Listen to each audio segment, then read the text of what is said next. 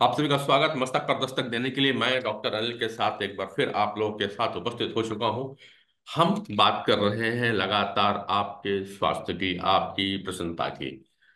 यह बात सत्य है कि जब आप स्वस्थ होते हैं तभी आप प्रसन्न होते हैं, और यदि आप स्वस्थ नहीं हैं तो आप प्रसन्न भी नहीं रह सकते, और यदि आप प्रसन्न नहीं हैं तो आप अस्वस्थ हैं, ये कहा जा सकता है। क्योंकि प्रसन्नता का संबंध कहीं ना कहीं आपके मानसिक स्तर से है, मेंटल स्टेटस से है।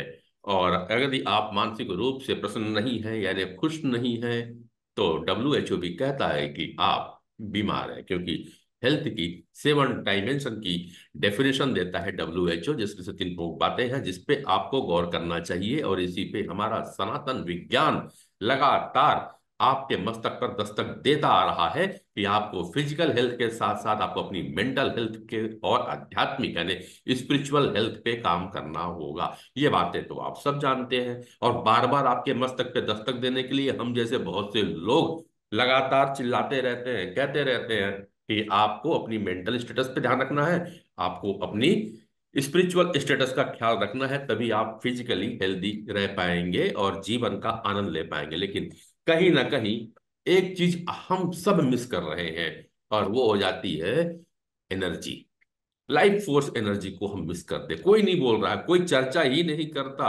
और जबकि रूट कॉज यही है, लाइफ फोर्स एनर्जी। घर के जितने भी आपके इक्विपमेंट्स हैं, चाहे पंखा हो, एसी हो, कूलर हो, उसकी लाख मरम्मत करवा लीजिए साहब, सफाई करवा लीजिए, सब कुछ करवा लीजिए। अगर घर के अंदर में पावर सप्लाई कनेक्शन सही नहीं आएगा, पावर सप्लाई सही नहीं आएगा, तो आपके कोई भी इंस्ट्रूमेंट चाहे कितना भी महंगा क्यों ना हो, कितना भी ब्रांडेड क्यों ना हो, नहीं चल सकता, कारगर नहीं हो सकता। और यही हमारे हेल्थ की भी एक रूट कॉज है। Physical body, mental body, spiritual body तभी अच्छी रह सकती है जब आपकी life force energy balance state में होगे, यानी कि बेहतर होगी। तो डॉक्टर अनिल के साथ हम बार बार मस्तक पे दस्तक कार्यक्रम पे यही बात करते हैं, और बात करते हैं लाइफ फोर्स एनर्जी की। तो शुरुआत करते हैं आज फिर से। गुरु, टीचर एक ऐसा पर्सन होता है जो हमारी लाइफ की दिशा को निर्धारित करता है, जो हमारी मनोदशा को ठीक करता है, जो हमें राइट नॉलेज देता है। और बहुत बार जो टीचर है वो हमें लाइफ को जीना भी सिखाता है, लाइफ को जीने के काबिल भी बनाता है, और लाइफ में जो समस्याएं आती हैं उसका भी समाधान देता है। अगर वैदिक विज्ञान के समय के टीचर्स की बात कहें तो वो स्किल भी प्रोवाइड करते थे, और स्किल के साथ साथ लाइफ की जो रियल लाइफ की एजुकेशन होती थी उसे भी दे देते। और इसीलिए उस समय के जो स्टूडेंट्स होते थे वो अपने कैरियर में भी सक्सेसफुल होते थे और लाइफ में भी। लेकिन धीरे धीरे जो शिक्षा का जो सिस्टम था, मॉडर्न सिस्टम जो आया, उसके अंदर टीचर्स और एजुकेशन सिस्टम इस तरीके से डेवलप किया गया, जो वेस्टर्न कल्चर था उसके अंदर में कहीं ना कहीं ये आया कि हमारी जो एजुकेशन सिस्टम है वो केवल और केवल कैरियर ओरिएंटेड रह गई है। और कैरियर ओरिएंटेड एजुकेशन के कारण जो लाइफ के जो मेजर एस्पेक्ट्स थे कि कैसे स्ट्रेस मैनेजमेंट करना है, कैसे लाइफस्टाइल मैनेज करना है, कैसे लाइफ को मैनेजमेंट सीखना है, ये ना तो कोई सब्जेक्ट रहे और ना ही टीचर्स ये पढ़ा पा रहे हैं। क्योंकि जो रूटीन का जो कोर्स है वो इतना ज्यादा है कि ये सब्जेक्ट्स की बात ही नहीं हो पाती। टीचर्स और स्टूडेंट्स के बीच में कहीं ना कहीं केवल और केवल जो कैरियर ओरिएंटेड विषय हैं, जो जिसमें हमें मार्क्स लेकर आने हैं, जिसमें हमें क्वालिफाई करना है, उन्हीं की बात होती है। तो ऐसे में डे टू डे बेसिस पर स्ट्रेस, एंजाइटी, डिप्रेशन, डिजीज और कहीं ना कहीं और अन्य प्रॉब्लम लगातार बढ़ते जा रही हैं। आज के न्यूज़पेपर में भी देखा, बहुत सारे ऐसे टीचर्स भी हैं जिन्होंने इस सिस्टम के साथ साथ अपना एक सिस्टम डेवलप किया। उन्होंने बच्चों का हॉलिस्टिक डेवलपमेंट किया। छत्तीसगढ़ के ही कुछ गांव की बात है, आज के न्यूज़पेपर में लिखा हुआ था, एक टीचर जिन्होंने जिद ठानी कि नहीं, मुझे एक नया सिस्टम डेवलप करना है, और उसने गांव के अंदर एक प्राइमरी स्कूल को बहुत ही हायर लेवल का लेकर गया। वो अकेला टीचर है वहां, लेकिन उन्होंने स्टूडेंट की आर्मी बनाई, और स्टूडेंट्स को खुद उनके जो गवर्निंग बॉडी है, रूल रेगुलेशन कैसे चलेंगे स्टूडेंट डिसाइड करते हैं, स्कूल का मैनेजमेंट कैसे चलेगा स्टूडेंट डिसाइड करते हैं, और उन्हें डे टू डे बेसिस पे वो तैयार कर रहे हैं लाइफ को जीने के लिए। जो उनका क्यूरिकुलम है, जो सब्जेक्ट्स हैं जिन्हें उन्हें क्वालिफाइंग मार्क्स लेकर आने हैं, वो तो स्टडी हो ही रहे हैं, लेकिन ये जो लाइफ की एजुकेशन है ये भी उन्हें स्कूल से मिल रही है। कि हमें अपने एजुकेशन सिस्टम के अंदर इंटीग्रेट करना होगा लाइफ के सिस्टम को, लाइफ की एजुकेशन को। अदरवाइज बच्चों के अंदर स्ट्रेस, एंजाइटी, डिप्रेशन और डिजीज बढ़ते जा रहा है। कहीं ना कहीं ग्रेजुएशन करते तक बच्चा बहुत सारी क्रॉनिक लाइफस्टाइल डिजीज का शिकार हो जाता है और बहुत सारे स्ट्रेस की वजह से उसके अंदर में डिजीजेज आ जाती हैं। तो ऐसे में डेवलप करने की जरूरत है वैदिक सिस्टम को हमारे जो मॉडर्न एजुकेशन सिस्टम है उसके साथ। अभी तक बिल्कुल। मैं जो बातें कह रहा था कि हमें हेल्थ सिस्टम के अंदर वैदिक सिस्टम को जोड़ने की जरूरत है, लेकिन आज मैं कह रहा हूं कि हमें एजुकेशन सिस्टम के अंदर भी हमारे वैदिक एजुकेशनल सिस्टम को जोड़ने की जरूरत है। ऐसा करने से जब हम अपने आप को पूर्णतः समझेंगे, तब हम अपनी लाइफ का रिमोट कंट्रोल अपने हाथ में ले पाएंगे।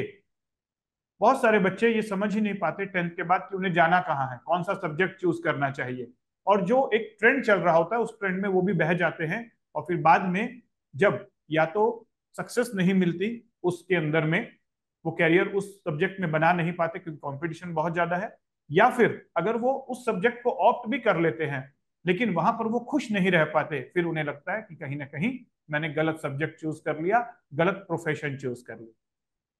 तो ये जो सारी चीजें हैं कि हु एम आई, क्या है, मेरी पर्सनैलिटी क्या है, ये सारी चीजें 10th स्टैंडर्ड से पहले उस स्टूडेंट को समझ में आनी चाहिए कि मेरे अंदर की स्ट्रेंथ क्या है, मेरे अंदर की वीकनेस क्या है, सेल्फ एनालिसिस, सेल्फ रियलाइजेशन, ये सारी चीजें एजुकेशन सिस्टम का पार्ट होनी चाहिए।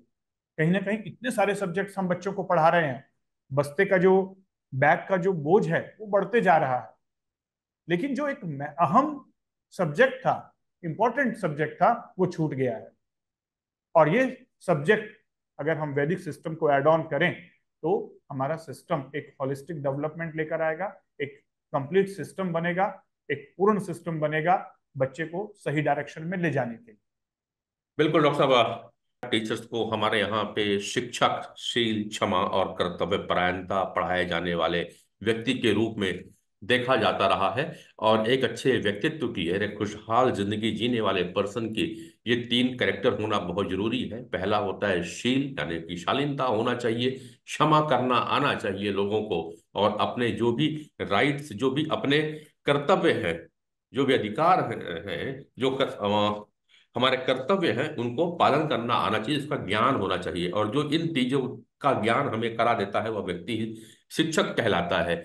और शायद ऐसे ही लोगों को हमारे यहाँ पे गुरु कहा गया है। तभी तो एक बहुत शानदार दोहा याद आता है आज के दिन पे, अगर उसकी बातें ना की जाए डॉक्टर अनिल, तो शायद अधूरा रह जाएगा टीचर्स डे। वो है कि बंदो गुरुपद पदुम परागा, सुरचि सुबास सरस अनुरागा, अमेय मुरिमय चूर्ण चारु, समन सकल भव रज परिवारो। तुलसीदास जी के द्वारा लिखी गई यह दोहा हमेशा चरितार्थ होता है। उस समय बताया जाता था कि आपको अपने श्रेष्ठ जो गुरु है, जो आपका मेंटोर है, आज की भाषा में मेंटोर क्या है, जो टीचर्स है, उसके सामने आपको विनम्र रहना चाहिए। विनम्रता झुकने से आती है। हमारे यहाँ हमेशा झुकने को प्राथमिकता दी गई है, अकड़ने को प्राथमिकता नहीं दी गई है। लेकिन अभी का जो परिवेश हुआ ना, जब हम वेस्टर्न कल्चर की ओर गए और वेस्टर्न एजुकेशन सिस्टम पे आए, तो अब हमारा टीचर्स, हमारा मेंटोर भी ना हाय और हेलो में आ गया है। अब हम हिलाने लगे हैं अपने टीचर्स को, हेलो हेलो कह करके हाय बोलते हैं उन्हें। हम उनके सामने में झुकना नहीं जानते, झुकना चाहते नहीं, हम उनके साथ में हैंडशेक करना चाहते हैं, बराबरी चाहते हैं। और ये हमेशा रहा है कि जब जब आप अपने बड़ों से बराबरी करने की कोशिश करोगे या अपने बड़े से आगे निकलने की कोशिश करोगे, तो नीचे ही गिरोगे, उठोगे नहीं। बहुत शानदार उदाहरण महाभारत के अंदर पे मिलता है कि महाभारत में जब युद्ध चल रहा होता, पहला अध्याय विषाद योग में अगर आप जाते हैं तो वहीं मालूम चलता है दुर्योधन ने बड़े अहंकार से भरे होकर के द्रोण को कहता है कि देखो मेरी सेना कितनी ताकतवर है और कैसे कैसे महारथी मेरे सामने खड़े हैं। गुरु आपको तो केवल भीष्म की रक्षा करना है, बाकी युद्ध तो हम जीत जाएंगे। ये था आज का मॉडर्न युग में समझने का। मॉडर्न युग का था दुर्योधन।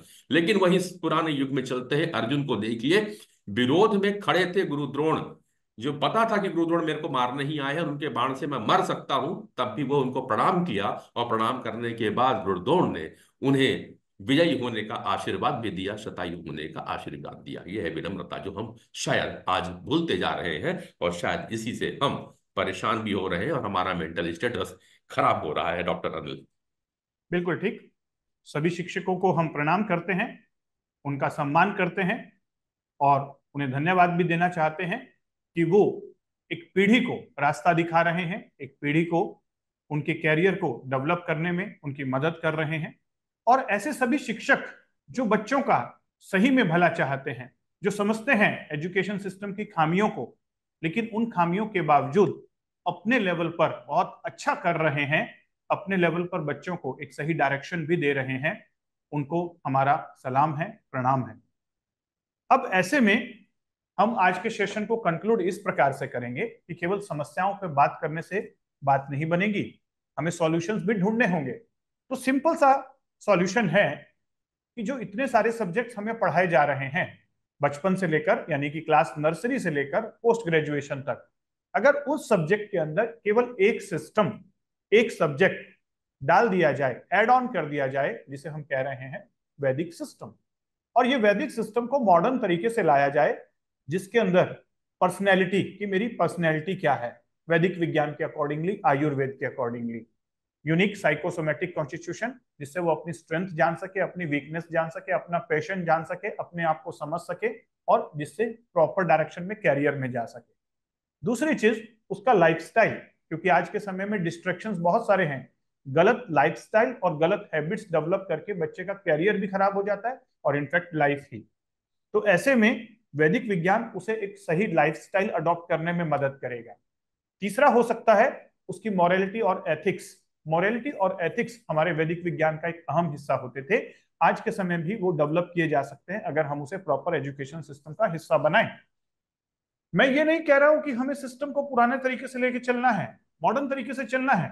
बिल्कुल साइंस भी सीखनी है, साइंस और स्पिरिचुअलिटी दोनों को कॉम्बिनेशन में सीखना है, एक ही सिक्के के दो पहलू हैं। मॉडर्न वे में स्पिरिचुअलिटी को सीखेंगे और उसे कैसे डे टू डे लाइफ में एड ऑन करेंगे, और इन सारी चीजों के लिए हमें कुछ नहीं करना होगा। देखिए आज की डेट में जब हम बच्चे को एक English, physics, chemistry, botany, zoology, mathematics बचपन से नर्सरी से लेकर आखिरी तक पढ़ाते हैं, तो वो उसका एक्सपर्ट बन जाता है। तो क्यों नहीं वैदिक विज्ञान भी एबीसीडी, यानी कि एकदम नर्सरी से लेकर उसका कोर्स डेवलप किया जाए, केवल एक सब्जेक्ट, और इसे वो इंटरेस्ट के साथ सीखेगा भी, और उसे एक्स्ट्रा कहीं भटकना नहीं पड़ेगा, ना किसी बाबाओं के पास, ना किसी एक्स्ट्रा मेंटर्स के पास, ना किसी ट्रेनर्स के पास। क्यों? क्योंकि वो जिन चीजों की तलाश में है, जिसके लिए वो इधर उधर भाग रहा है, कभी वो बीमारियों का शिकार हो रहा है, कभी वो मानसिक समस्याओं का शिकार हो रहा है, इसके लिए वो साइकोलॉजिस्ट और साइकेट्रिस्ट के पास जा रहा है, तो कहीं ना कहीं उसको राइट नॉलेज और सही दिशा नहीं मिल रही है। और ये काम कर सकता है वैदिक विज्ञान, अगर एजुकेशन सिस्टम के अंदर एड ऑन कर दिया जाए, जिसमें उसका डाइट, लाइफस्टाइल, मेडिटेशन और वो सारी चीजें जो उसे जिंदगी को सही डायरेक्शन में चलाने के लिए चाहिए, उसे एजुकेशन सिस्टम में ही मिलेंगी, और बहुत सारी समस्याओं से प्रिवेंशन हो पाएगा, बहुत सारी चीजों को हम प्राइमरी लेवल पर ही रोक पाएंगे, बहुत सारा क्राइम भी इस लेवल पर कम हो सकता है। स्वस्थ रहें, मस्त रहें, व्यस्त रहें, और जहां भी रहें जबरदस्त रहें। Thank you very much.